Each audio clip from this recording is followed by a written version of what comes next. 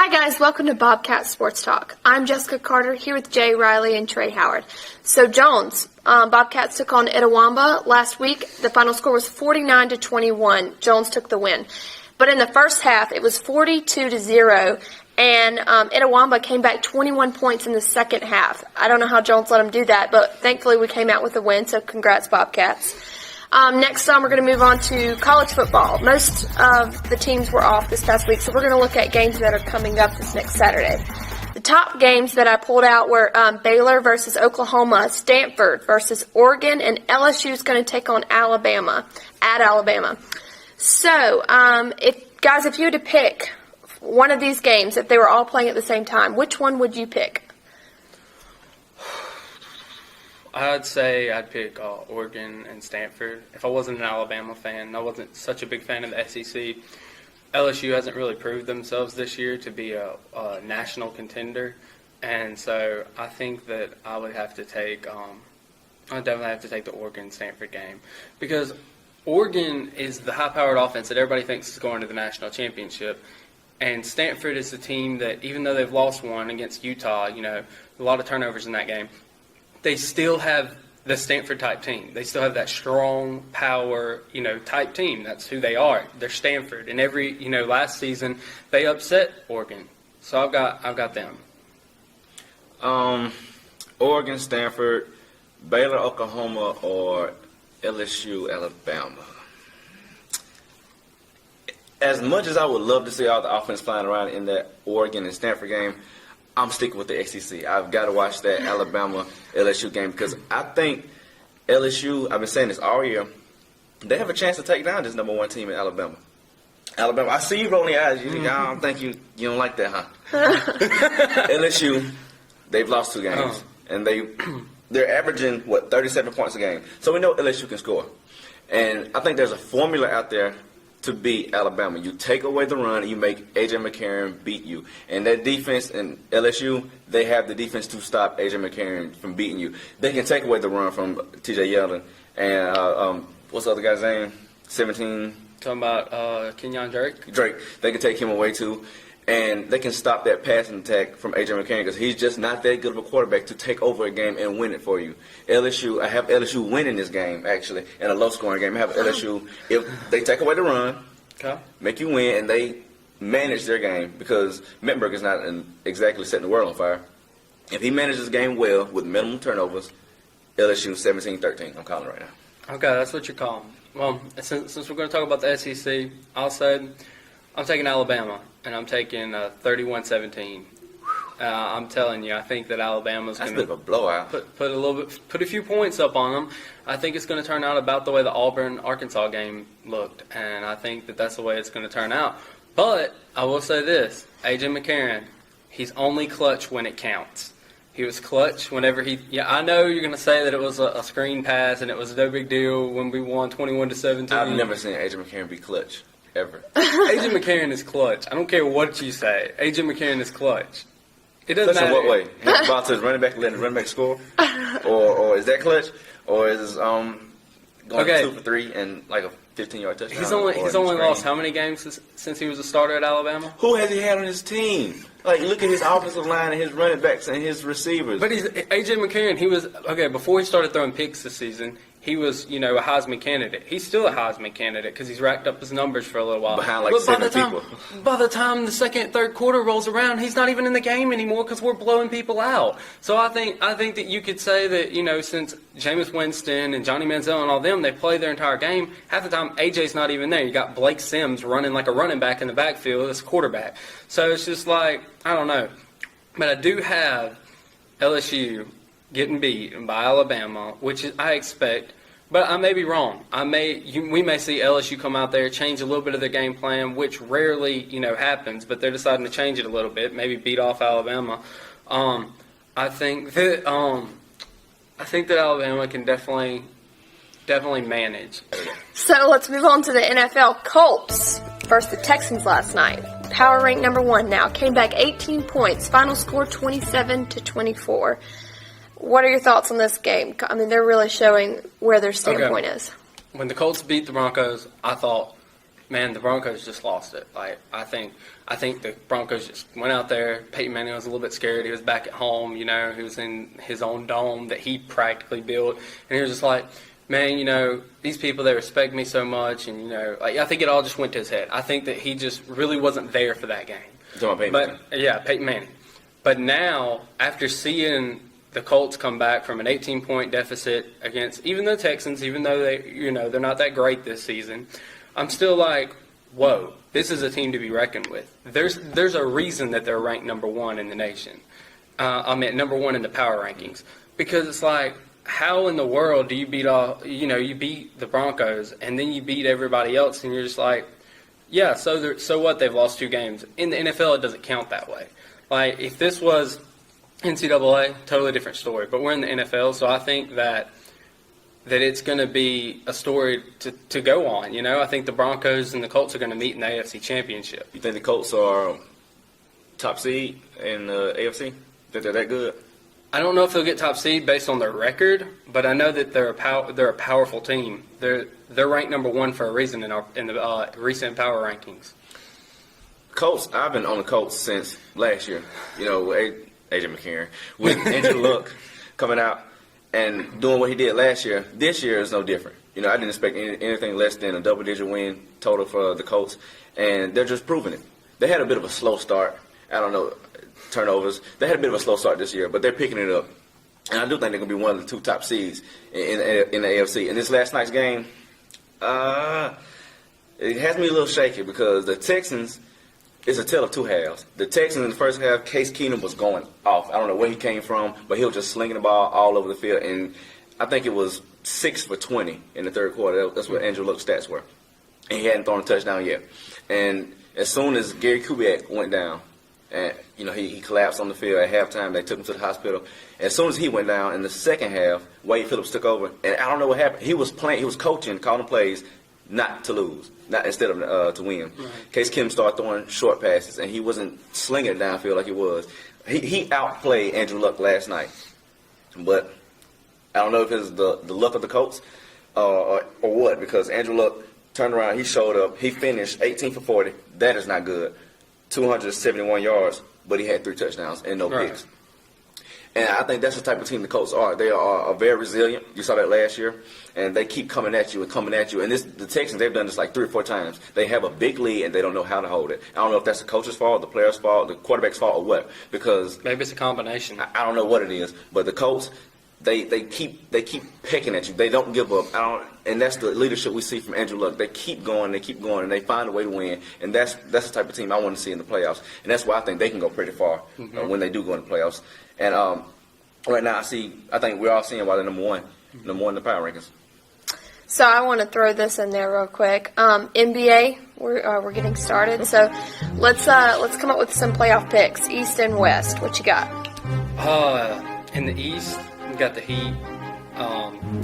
Perennial, always going to be picked because of who they are. At first, seeing them go 1-2, I was like, nah, I can't.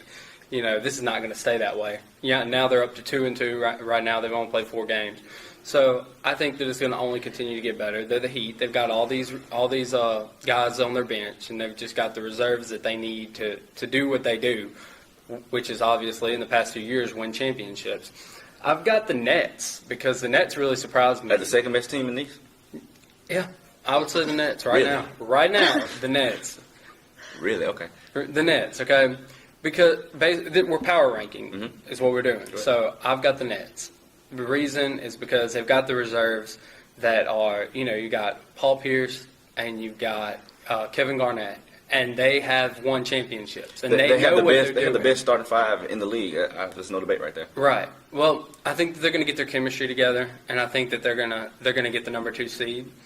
I think the Pacers are my third pick because the Pacers have what it takes. I just don't know if they're going to manage to pull it off, The Bulls. I love Derrick Rose. Now, maybe I'm on the bandwagon with Derrick Rose and saying, maybe it's all Derrick Rose. He's the next Michael Jordan. No, I think that the team handled itself so well last year without him. Adding him back to the picture, they're going to be a playoff team. Will they win it all? That's yet to be decided. But I think that right now they've got a playoff team. They just need to keep working and get him back to where he was. That year that he won the MVP. I think that when he gets back to that type of shape, he'll be okay. Now in the West, you're gonna call me crazy, but I got the Lakers. As the top seed? No, not my top seed. I'm a top seed. I'm going to start from the bottom here. As number 4 seed? As my number 4 seed. They shouldn't even be like above 8. Okay. But listen. I have a lot of faith in what I've seen so far. Now, this is probably my bandwagon hit, I'm probably being like Skip Bayless is about Tim Tebow. But I got my Lakers, okay? I think Cody's going to come back, and he's going to be the Black Mamba all season. And I think that I don't know if we're going to get the 4th seed in the West, but I think that they're going to make the playoffs. They're probably going to be 7th seed.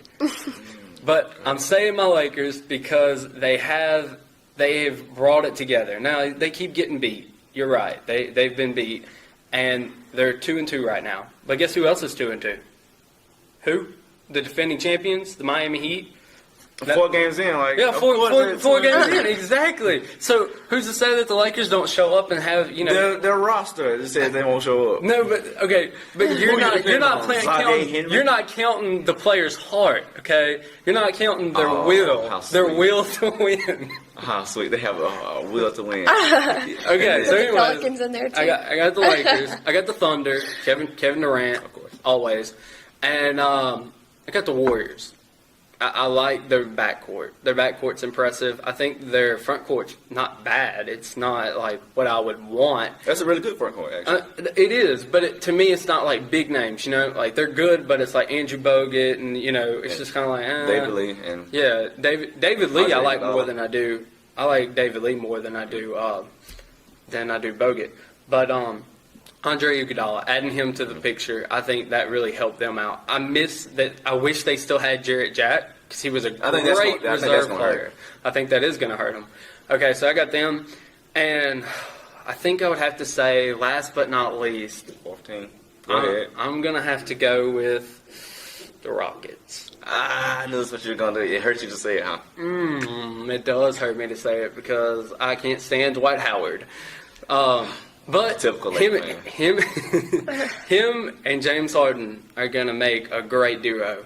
And adding the other pieces that they've got, I don't know if Jeremy Lin's going to turn into Lin Sanity again. I doubt it. I seriously doubt it. It'd be awesome.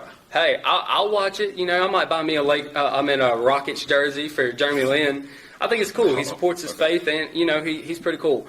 But Dwight Howard left, but I don't think they're going to get done. I will say I got them as my number 2 seed though. The Rockets is number 2 seed. The Rockets are my number 2 seed. They've got Kevin McHale as their coach. Great player, and now he's a great coach. I mean, look what he did with them last season. I see them being number 2, and I still think I'm going to say the Thunder as my number 1. But number 3, I got the Warriors. But I got the Warriors ending up in the Western Conference Finals. So, well, in the East, I think we have the same teams in a different order. I've got Heat, Pacers, Bulls, Nets. Okay. I got the Nets at number 4 because they have the best starting 5 in the league, but where's their bench? Like, they have to depend so much on those old legs to carry the load. And they're good enough for a top seed, but I don't think they're good enough to make it out the second round. And they have a rookie head coach in Jason Kidd, how he handled it. It's just a whole bunch of things, and they're not young enough to wait for that chemistry to get there. They have to get it done. They have to get it done now. And I don't see them getting it done now, but they will be a really good regular season team, I do think. I got the Bulls at number 3 because they're a great defensive team. I'm just waiting to see what Derrick Rose does throughout the season. His first game, did you see his first game? He was a little wiry, turned the ball over. He wasn't Derrick Rose. Mario Chalmers outplayed him, but I think that comes with the territory. His knee, he's getting everything together, and I think they'll pick it up. So that's why I have him at number 3. The Pacers are a complete team. That's why I have them at number 2. They don't have that superstar on their team, that guy that just stands out. They have Paul George, but I don't know if we'll throw him in the superstar category just yet. But they have they're solid everywhere. And getting Danny Granger back, they're big. They're big, and they're physical, and they're tough. And this team right here, they gave Miami all kind of fits last year. And if they bring that ferocity, that they be just that ferocious, they might get to the finals and knock off my number 1 team, the Heat. They got Same people, same story last year. We don't have to go over this. LeBron James, best player in the league. They still have the assassin in Dwayne Wade. Mario Chalmers coming along. He's playing pretty good so far. And if Greg Oden never gets healthy, if Greg Oden gets healthy, they got him just for the Pacers and those big teams. If he gets healthy and puts up 8 points a game, gets 8 rebounds, that's the championship. That's the championship one. But it all depends on Greg Oden to me. In the West, real quick, Oklahoma City #1 because I thought Russell Westbrook would be out like about 2 months. He came back last night, and Russell Westbrook. So with Russell Westbrook, with KD, Kevin Durant playing as well as he does, I mean, who's gonna take #1 seed from him? #2, Clippers, the LA Clippers with Doc Rivers, and what's the problem? I feel like the Clippers are not good. They are good, but I don't like them. I love Chris Paul. He used to play in New Orleans. You used to go watch him all the time. The general Chris Paul. They have snipers and J.J. Redick and Jerry Dudley on the outside. The inside is athletic, and they can get rebounds and get buckets. Cool. And Blake Griffin and DeAndre Jordan and play defense. What's not to like about this team? Okay, whatever. Yeah, the Clippers. You mad, bro? The Spurs. Until I see them go down, I have them at #3. They always find a way. This old squad. No matter how old they are. They find a way. And until I see them go down, I'm going to keep them in the top 4. So I got the Spurs at #3, Warriors at #4. They rely too much on the outside shot. That's why they're so low. But when they're on, cancel it. Lights out. They're going to beat you by 40, and Steph Curry's going to come off a pick and just hit a 3 from 27 feet out. Thing is, backcourt with them. It hurt them. Jared Jack going to the Cavaliers. It hurt them. But they built their front court. Yeah, because they put Harrison Barnes on the bench. Steph can drop 38 a night, or then Klay Thompson can go out and drop 38 a night. It's like they can switch. But when they're off, when they're both off, they're off bad. Yeah. When one of them's off, it's going to be a tough time for them to win. And I think they don't have that chemistry, and they don't have that team just yet to make it to the Western Conference Finals, make it pass into the NBA championship. But they do have a solid team, and that's why I have them at #4. All right. Well, wrapping up with some final words, I want to briefly touch base on Andrew Wiggins, Canadian basketball player now playing at Kansas. He's a routine all-star player. A lot of people are comparing him to LeBron, just overwhelming natural talent. But they both have different styles, ceilings, personalities. I mean, Wiggins, on the other hand, doesn't like media. LeBron loves it. Two different people in everyday life, but they're kind of resembling each other in the game. So similar but different. Yeah. So both top college recruits and 6'8", just overwhelming talent there. I think he's going to go really far. Maybe even replace LeBron one day, hopefully. Yeah, that'd be awesome. I'd love to see a player come out and, go 6 for 6 like Michael Jordan and win ring after ring. That's only one MJ. I know, but if some kid came out and you got to see that in your lifetime, it'd be awesome. My final word is going to have to be about John Fox. The coach of the Broncos he's having surgery. I think it's on his heart valve. There's something going on. He's going to have a transplant or something along those lines. So everybody just pray for him because it's just going to be a rough time. It's kind of like the Chuck Strong thing that they did for Chuck Pagano.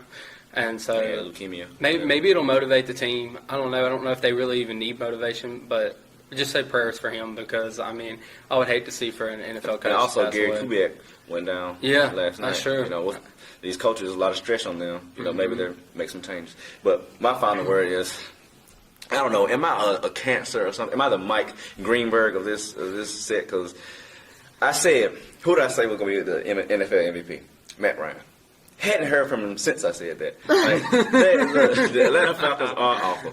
I said Derrick Rose was going to be the MVP. Did you see his first game? He got outplayed by Mario Chalmers. No disrespect to Mario Chalmers, but Derrick Rose, Mario Chalmers. I'm taking Derrick Rose every time. Right. And he started off slow. So I'm not going to make any more predictions. I'm just sitting back. After this LSU, I probably just jinxed LSU when I said they're going to win. After this, I'm not going to make any more. Woo. I think I did get one right. Boston Red Sox. You did. In 6. Oh, yeah. Nailed the team. He got that a number of games. Well, see, I called That's this. a pretty big one, too. I called this the other day. I said the Saints were going to lose to the Jets, and everybody thought I was crazy. They were like, no way. I said 28-21. Close, 26-20. The Saints without Marcus Colston, without Darren Sproles. Jimmy Graham's. But I called it. That's the point. I made the prediction and it happened. So I feel good about it. It is. Well, that wraps up all our topic this week on Bobcat Sports Talk. Please come out and support the Bobcats coming up. They're taking on East Mississippi for the state championship. So please come out and support us. It's a big game. A big game. Same offense. I think it's going to be a really great matchup. But thank you for joining us this week on Bobcat Sports Talk. I'm Jessica Carter here with Jay Riley and Trey Howard.